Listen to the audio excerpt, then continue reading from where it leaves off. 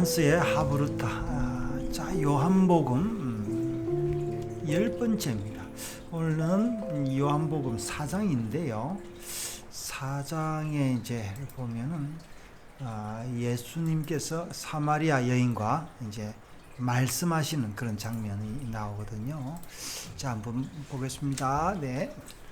성경은 성령의 영감으로 기록된 하나님의 말씀이기에 하나님의 의도와 목적을 따라 기록되었다. 성경은 이 땅의 역사 속에서 기록되었기에 역사 이야기가 분명하지만 그 역사 속에는 반드시 하나님의 발걸음이 남아있다. 우리는 그 발걸음을 따라 변함없이 증거되는 하나님의 언약을 찾아내야 한다. 네. 자, 이제 이 요한복음 4장에는 어떤 언약이 있는지 이렇게. 예수 그리스도는 이 땅에 몸으로 오신 하나님의 아들이시다. 성경의 아버지와 아들의 개념은 하나이기에 아들 예수 그리스도가 곧 하나님이시라는 말이다. 삼위 하나님께서는 창세전에도 창조 때에도 지금도 영원히 동일하신 분이시다. 예수 그리스도께서는 태초부터 말씀으로 계신 하나님께서 이 땅에 참빛으로 자기 백성에게 오신 분이시다. 그러므로 예수 그리스도께서는 이 땅에 오신 목적은 하나님의 언약 말씀을 완전히 성취하기 위함이었다. 그의 동정녀 탄생도 육체로 자라신 것도 공생애로 나타나셔서 세례 요한에게 세례 받으심도 제자를 택하신 것도 가나 혼인잔치에서 물로 포도주를 만드신 것도 성전에 들어가셔서 한바탕 소동을 일으키시며 성전을 정결하게 하신 일들도 모두 우연히 일어난 것이 아니라 언약 속에서 하나님의 섭리를 따라 행하신 것이었다.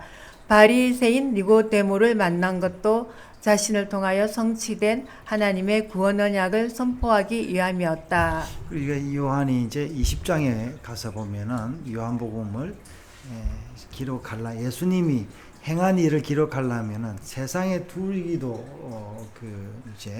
그 책이 너무 많아 세상에 두기도 없다 하면서 엄청나게 말을 했는데 그 자기는 선별해서 이것을 기록했다 그랬는데요. 자, 그 모든 게 뭐예요 지금? 구원 언약, 하나님의 언약을 이제 전하기 위한 그 요한의 편집이었다라는 거죠. 그리고 요한복음 4장에서는 예수 그리스도의 또 다른 발걸음과 만남을 기록하고 있다. 유대를 떠나 갈릴리로 가시는 길이었다. 유대에서 갈릴리로 가려면 사마리아를 통과해야 하는데 유대인들은 이방과 혼합된 다른 길로 이방과 혼합된 사마리아를 멸시하는 마음으로 사마리아를 통과하지 않고 일부러 다른 길로 돌아가므로 사마리아 지방을 피하여 갔다. 그런데 4절에 보면 예수님은 사마리아를 통과하여야 하겠는지라로 기록하고 있다. 이 통과하여야 하겠다는 말은 하나님의 목적이 담긴 필연적인 걸음이란 말이다.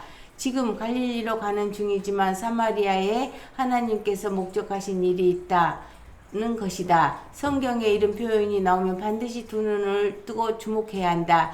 내 아버지 집에 있어야 할 줄을 인자가 고난을 받고 죽임을 당하고 제3일에 살아나야 하리라. 모세가 뱀을 든 것 같이 인자도 들려야 하리요. 의 말씀은 예수님의 사명과 고난과 십자가의 길이 하나님의 목적이 있는 필연적 걸음이라는 말이다.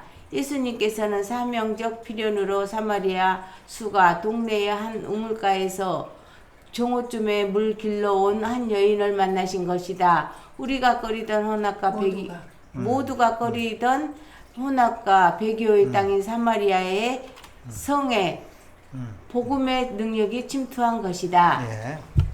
바로 그 시간에 예수님께서 머물던 그 우물가 목마른 인생이 찾아온 것이다. 성경 독자들은 우물가에 깊은 관심과 만남의 추억이 있다. 우물터는 하나님께서 그의 신부와 만남의 장소이기 때문이다. 예수님께서도 물길로 온 사마리아 여인에게 물을 달라고 요청을 했고 이 여인은 유대인인 당신이 어떻게 나 같은 사마리아 여인에게 물을 달라고 하느냐고 반문했다. 이때 예수 그 당시에는 이제 그 사마리아 사람들도 자기 스스로가 이게 좀 이류 백성이다, 뭐 이렇게 혼합족이다 이렇게 인정을 하고 살았던 이제 거예요. 그런 열등감을 가지고 있었던 것 같죠. 이 말씀을 보면.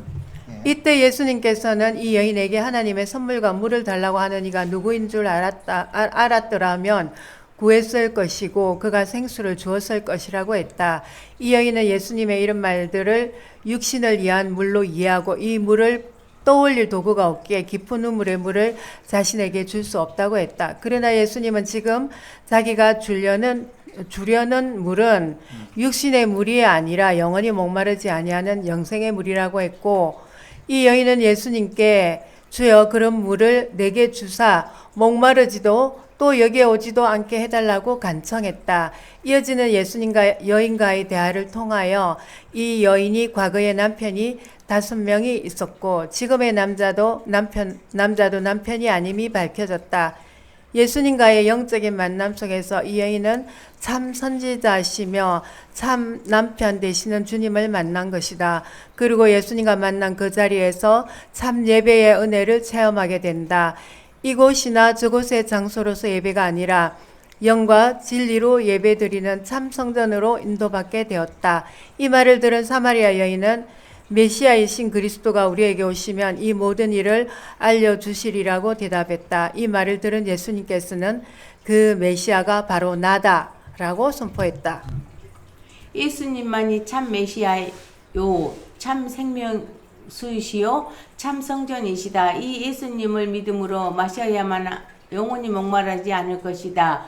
오늘 우리가 매일 마시는 육신의 우물터에 참 생명수이시며 우리의 신랑 되신 예수님께서 친히 찾아오셨다. 주님은 우리에게 찾아오셔서 우리가 얽매여 있는 나의 옛 주인을 드러내고 고발해 주신다. 그리고 나의 주님께서는 십자가에서 나의 옛 주인과 함께 못 박으심으로 내 안에 새 주인이 되시며 나의 영원한 남편이 되셔서 내 속에 영원히 살아 계실 것이다. 그러니 예수님이 사마리아로 걸어가신 그 발걸음이 얼마나 귀하고 복된 걸음인가. 오늘 우리도 예수님의 이런 걸음으로 생수이신 복음을 만났다. 우리도 이 생수이신 예수님과 함께 걸어가야 할 오늘의 사마리아는 어디인가? 자, 이제 우리 한스께서는 이 이야기를 이제 그걸로 했네요. 우리가 이제 걸어가야 될 사마리아가 어디냐. 자, 사실은 우리도 뭐 사마리아 여인이었는데 이 생수를 마시고 일어났습니다. 자, 이제 신랑이 이제 세상 신랑은 뭐 생수를 주지를 않잖아요. 그냥 우리 신랑은 생수를 주시는 그런 분이십니다. 오늘도 나의 신랑 되신 예수님을 찬양합니다.